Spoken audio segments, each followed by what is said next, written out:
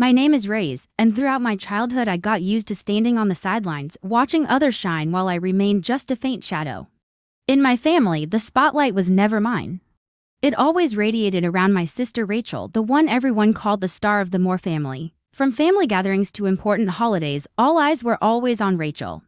Every time Grandma picked up the phone, her first question was always, "Is Rachel performing anywhere these days?"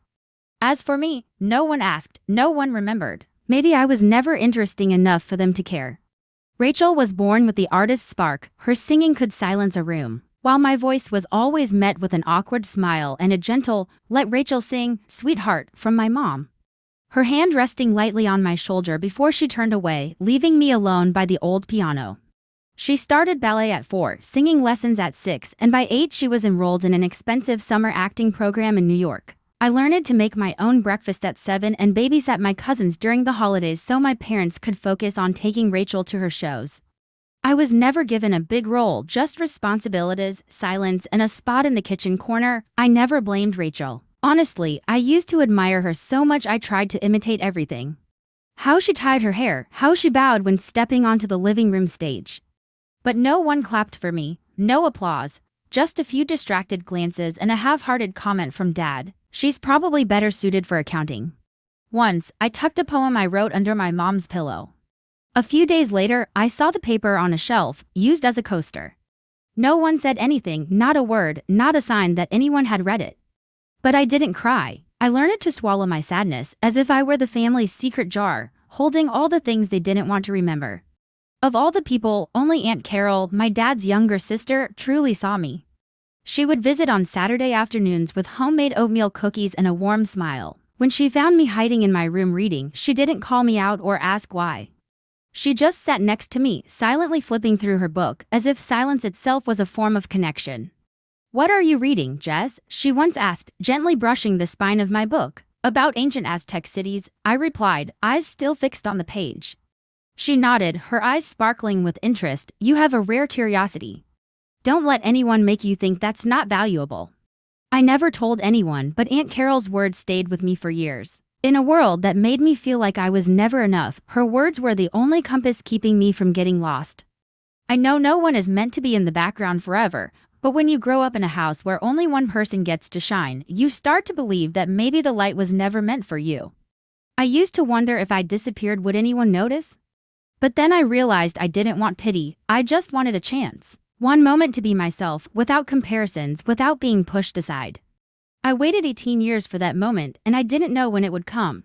But I promised myself, when it does, I'll grab it with both hands. I won't let anyone bury me again. I entered my senior year of high school with a quiet fire burning inside me, a determination to prove that I deserved to be seen. While Rachel had left home the year before to attend a prestigious arts academy in Chicago, I poured everything I had into my books, group studies, and countless late nights under the soft yellow glow of my desk lamp. Teachers began to notice me. My essays were read aloud in class, my grades stayed among the highest, and at the end-of-year awards ceremony, my name was called as the top student of the entire grade, beating out hundreds of others. For the first time in my life, I heard applause just for me. I still remember the look in the principal's eyes as she handed me the certificate, admiration with not a hint of pity. That evening, I brought the certificate home, my heart racing. I pictured Mom hugging me tightly, Dad smiling with pride, that maybe just once they would truly see my worth.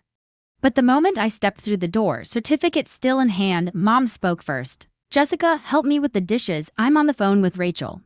She's got a performance next week at the City Arts Center." I froze, the certificate trembled slightly in my hand. I swallowed a sigh, then quietly took it to my room. The next morning, I gathered all my courage and sat down at the breakfast table, waiting for Dad to fold his newspaper and look up. I took a deep breath. "I want to study business management," I said, my voice strangely calm. "The state university has great program and I qualify, I've done the research. Tuition is about $18,000 a year." Silence fell over the table. Dad blinked at me and Mom gently set her coffee cup down, her face showing clear surprise. Then suddenly, Dad burst into laughter, a laugh that was half teasing, half disbelief. "You want to be a manager? Rachel performs all over and still struggles to get by. You think managers make money?" I pressed my lips together, trying to keep my voice steady. "I'm not doing it for the money. I want to learn, to grow, to live my own life." Then Mom spoke, gently but firmly. Jessica, we already spent everything on Rachel. You know that, we can't support both of you. But I'm valedictorian, I nearly shouted. I did everything right, I didn't go out, didn't ask for anything. I'm just asking for a chance. Dad slammed the newspaper down, his eyes cold. This discussion is over.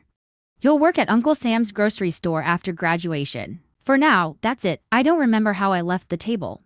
I just know that when I closed my bedroom door, the tears started falling and I couldn't stop them. Not because I was rejected, but because I realized they never expected anything from me to begin with. I don't know how long I sat there frozen until the phone rang. It was Aunt Carol. Jess, are you okay? Her voice was soft, but I could hear the concern. I didn't answer right away, but maybe my silence said enough. After a pause, she spoke again, even more gently. I have some savings, not much, but enough for your first year. After that, if you work part-time or get scholarships, you can continue. I was speechless, all my emotions broke loose. Aunt Carol didn't make grand promises, she just offered a beginning. A hand reaching out when I was about to fall. But why would you do that?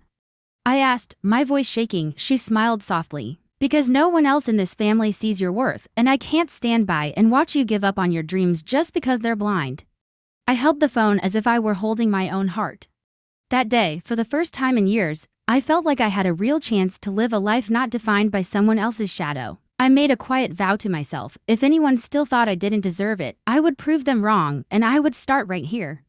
On a path I carved out with my own strength, with the unconditional love of the one person who always saw me, Aunt Carol. I moved in with Aunt Carol just a week after that life-changing conversation.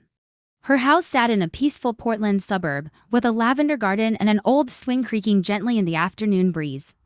Unlike the cold house I used to live in, this place was always filled with sunlight and the scent of cinnamon tea she brewed every morning. She didn't say much, but just one look, one gentle pat on the shoulder was enough to calm my heart. I quickly applied to Oregon State University, majoring in business management. With an outstanding transcript and a heartfelt essay, I was not only accepted but also awarded a partial scholarship. Aunt Carol cried tears of joy when she received the email. See, I told you. You just needed a chance, she smiled, pulling me into a hug. College years flew by like a whirlwind. I worked part-time at the library, attended seminars, and spent every summer interning at small businesses around the city. I learned how to stand on my own, from managing finances to writing resumes, interviewing, and building a professional network. There were times I was so exhausted I thought I'd collapse, but then I'd remember that night. The night I stood silently at the family dinner table, holding my forgotten valedictorian certificate, and I knew I couldn't stop.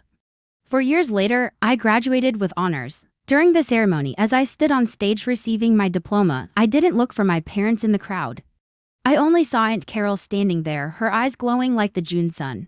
You did it, Jessica, she whispered as I hugged her tightly. Now, go live your own life. Shortly after, I was hired as an assistant manager at a high-end restaurant chain called Willow and Ash, known for blending classic American flavors with modern European cuisine. I started in a small role, but I always volunteered for the tough tasks, took detailed notes, learned how to handle staffing, read financial reports, and patiently listened to customers. Within just 2 years, I was promoted to branch manager in downtown Seattle. It was a huge step, not just because of the salary, but because I had finally proven I could run an operation with over 50 employees. The day I signed the new contract, I sent my first message to my mother in years. I just got promoted to manager at Willow and Ash. I'd love to invite you and Dad to dinner whenever you're free. Not long after, my mom called back. Her voice was still gentle like before, but this time there was hesitation. Jessica, I heard you're working at a fancy restaurant. Your dad is very proud of you. Despite all the scars in my heart, I smiled. I just want the family to know I'm doing okay, and if you need any help, I can pitch in a little. I started sending money each month so they could repair the leaking roof, replace the old fridge, and even cover medical bills when Dad had a minor back injury. I didn't do it to be loved, I just didn't want anyone to go without, the way I once did. After that, the atmosphere between us changed. At family gatherings, my mom would go on and on about Jessica, the talented daughter, managing a fancy restaurant, always busy but still thinking of family. The old phrases like "you're not cut out for academics" or "Rachel is the real talent" were no longer mentioned.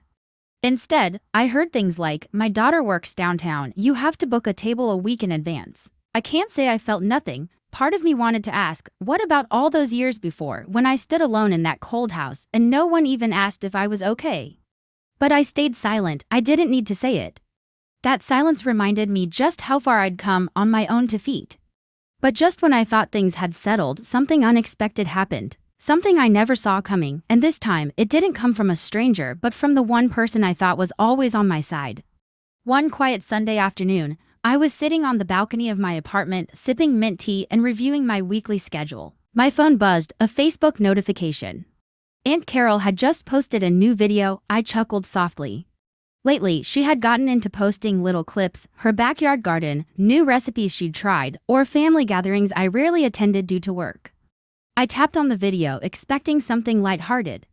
The screen showed a familiar scene, my mother's living room, filled with relatives, warm chandelier lights spilling across the wooden floor. I recognized Uncle Eric's voice, Dad's younger brother, sharing an old story, followed by laughter. The mood seemed warm, relaxed. I was about to skip ahead when my mother's voice rang out, loud and clear. "Jessica, that girl is all about appearances."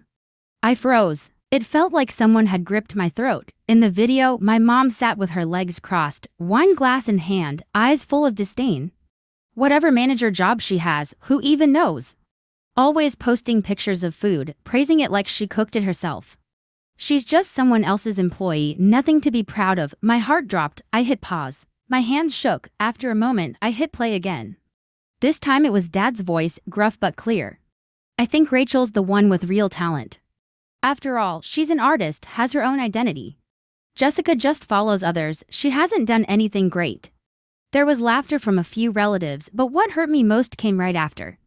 The camera panned to Rachel, lounging on the sofa, one hand holding a glass of orange juice, the other brushing back her glossy curls. She said nothing, no defense, no objection, not even a hint of discomfort. I felt like I'd been pushed off a cliff, falling straight into the darkness of betrayal. The very people I thought had begun to value me, the ones I'd quietly supported financially for the past 3 years, were now sitting together, mocking me for fun. I scrolled down to the comments. The first was from my mother. "Carol, delete this video now. No one gave you permission to post it." The second was from my father. "Take this down. You're embarrassing the family." But it was Aunt Carol's reply that made me break down in tears. "I don't know how to delete videos, and even if I did, I wouldn't. Jessica has done everything for this family, and all of you belittle and trample on her kindness. You should be ashamed." I set my phone down, sitting in silence as a gentle breeze passed over the roof. Inside me, a storm raged, a mix of heartbreak, disappointment, and a powerful awakening. That night, I called Aunt Carol. The moment I heard her say hello, I burst into tears. "I saw the video," I choked out. "I didn't think they were still like that." She sighed on the other end. "Jessica, they've always been like that. You just didn't see it because you've always tried so hard to be accepted. But some people, no matter what you do, will never be satisfied." "I thought they had changed," I whispered. "No, they were just using your success. And the moment they can't benefit anymore, they turn their backs." I stayed quiet for a long time. Then, finally, I spoke, with a firmness I had never used when talking about my parents. "Auntie, I'm cutting ties. I can't keep living in this illusion. They have the right to say whatever they want, but I have the right not to let them into my life anymore." On the other end, she didn't say much, just a quiet whisper. "I'm always here, Jessica, no matter what you decide." I hung up, then replayed the video. Not to hurt myself again, but to remind myself of one thing, how far I had come, and why I could never go back to a place where I was treated like I didn't matter. I was no longer the girl standing by the wall, silently watching her sister be praised. I was Jessica Moore, the one who wrote her own story.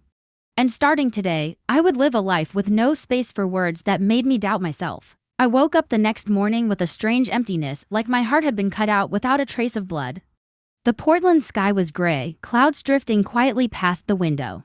I sat on my bed for a long time, staring at my phone. Dozens of missed calls and messages from my mom, my dad, Uncle Eric, and a few other relatives filling the screen. Not a single message from Rachel. I tapped the message icon and typed just one short line. "I saw the video. I know what you think of me. From today on, I won't be sending money or keeping in contact. I hope you both live in peace." I hit send, my hand trembling slightly, but there was no hesitation in my heart. Just 5 minutes later, the first reply came in. It was from my mom. "Jessica, don't overreact. We were just joking. Are you really going to hold a grudge over something so small?" Next came a message from my dad. "Do you have any idea how much we've sacrificed for you? And now that you're successful, you turn your back on your family? I stared at the screen for a long time, then turned off my phone. For the first time in years, I chose silence as my shield. That afternoon, I stopped by Aunt Carol's house. She was watering the yellow chrysanthemums on the porch when she saw me walk through the gate. I already know, she said softly before I could say a word. You did the right thing, I couldn't hold back. I hugged her like a child, letting the tears fall onto her frail but steady shoulder. I'm so tired, Auntie, I sobbed. I've done everything I could, and it's still not enough. She gently rubbed my back. It's not that you're not enough, Jessica. It's that they don't have enough heart to see that you are. The following week, I didn't visit home. I didn't answer any calls from family. I spent time with myself, working, reading, jogging in the mornings, and cooking with Aunt Carol on the weekends. A few relatives, like my cousin Amanda and Aunt Julie, quietly sent me messages. I saw the video. I'm really sorry, Jessica. You deserved better. Don't think we're all like them.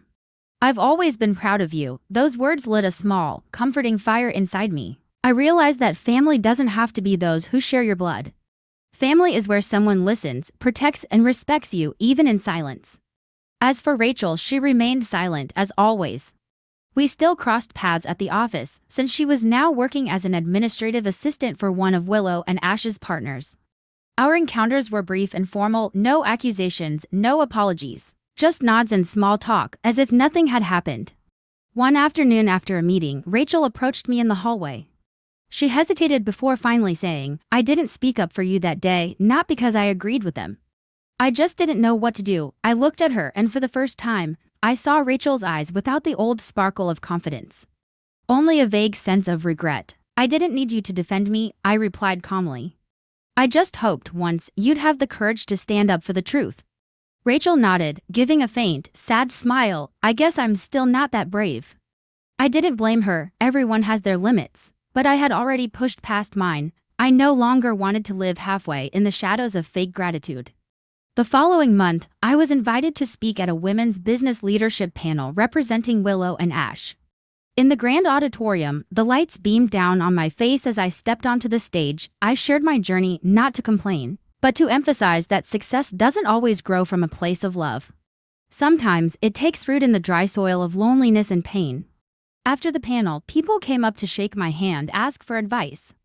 I truly felt that I had stepped out of the shadow of my past. No longer that Moore girl named Jessica, but Jessica Moore, an independent, strong woman who knew her worth. But I didn't yet know that behind Rachel's silence and my mother's belated apologies lay another secret. One that would once again test the trust and resilience I thought I had fully forged. On an ordinary Monday morning, I walked into the office with my usual black coffee, laptop tucked under my arm, already mentally organizing my packed weekly schedule. But something felt different in the air that day. The admin smiled at me with an extra sparkle in her eyes, and Brian, the VP who rarely left his office, came knocking on my door himself. Mr. Randall wants to see you in the main conference room, he said, unable to hide his excitement. Right now, my heart pounded in my chest.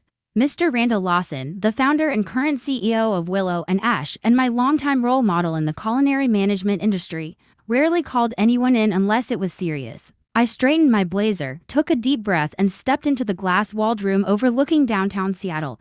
Mr. Randall stood by the window, his back turned. When he heard my footsteps, he turned around with his familiar calm smile. Jessica, he said warmly, I've been following your journey these past 5 years. From an intern taking notes in meetings to becoming the best manager this company has ever had. I stood still, not daring to interrupt. He rested his hand on a chair, his expression serious. I'll be retiring next spring, and I want you to take over as CEO. Time froze, sir. I really I stammered. I don't think I'm ready for something like that. Mr. Randall smiled. No one ever thinks they're ready for something big, Jessica. But you don't need to prove anything to me anymore. You've proven it through every number, every decision, every crisis you've handled. The staff trusts you, our partners respect you, and so do I. I don't remember when I nodded, but when I walked out of that meeting, I felt like I was floating in a dream. A beautiful dream I never dared imagine. That one day, the girl who had always been pushed aside would become the leader of a top-tier restaurant chain. That night I called Aunt Carol. When I told her the news, she gasped. Oh my goodness, Liz, you did it. I broke down in tears, not from pressure or fear, but from relief. I no longer needed validation from my parents, no longer craved forced praise from my old family. All I needed was Aunt Carol's firm handshake, Mr. Randall's trusting eyes, and the years I had poured into a dream only I truly understood. This success wasn't luck, it was proof that I had chosen the right path. A few days later, I received a handwritten letter, rare in the age of emails and texts. It was from Rachel. Jessica, I don't know where to begin. I've been silent for too long, and that's hurt you more than anything I could have said. I just read the article about your appointment as CEO. I'm happy for you. You deserve it more than anyone. I know there's a lot of hurt between us, but if someday you ever want to talk, I'm here, not to explain, just to listen. Rachel, I folded the letter, a soft sadness washing over me. Maybe Rachel wasn't a bad person. Maybe she had just grown up in a world that made her forget fairness should be protected too. I've responded to her letter, not out of anger, but because I'm still learning how to forgive the right way, not to mend a broken family, but to free myself from unnecessary weight. A few weeks later, I officially took my seat in the CEO's office. From the 23rd floor window, I looked out over the glowing city, quietly grateful for everything that had happened, even the hurt, because those very wounds taught me how to rise, how to choose, and how never to let others define my worth. I am Jessica Moore, no longer a shadow, no longer someone on the sidelines, but a woman who writes her own story with her own hands' strength, and the unconditional love she received from the one person who truly believed in her when the world turned away, Aunt Carol. Looking back, I understand now that not everyone will see your true value, and that's okay. I used to crave validation from the people closest to me, but I've learned that the most meaningful recognition comes from within, and from those who love you genuinely. I was once someone else's shadow, but now, I walk in my own light. Success isn't just about reaching the top.